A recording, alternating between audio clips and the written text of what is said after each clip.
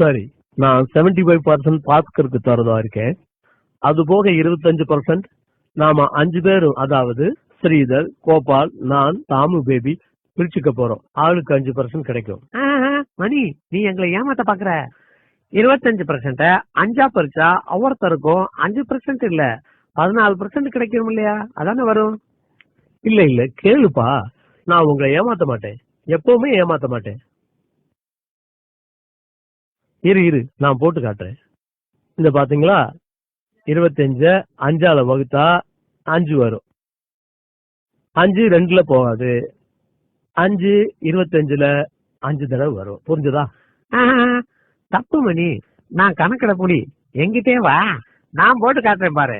5 25 5 2ல போகுமா? போகாது. 5 5ல ஒரு தடவை போகும். இப்ப 2 சும்மா இருக்கு, அத கீழே கொண்டு வந்துருவோம். 5ஆல 20 வகுத்தா 4.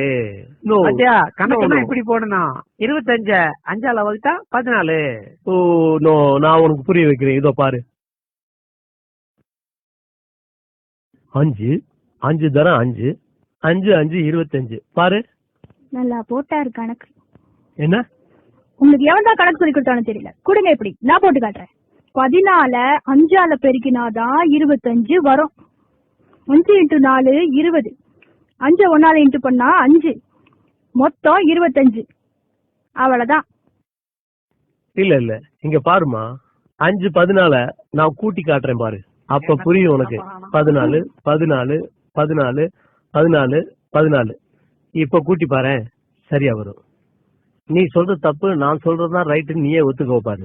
4 8 12 16 20 21 22 23 24 25. அது கணக்குல ஏதாவது டவுட்னா என்கிட்ட கேட்டுக்கப்பா. அடச்சா,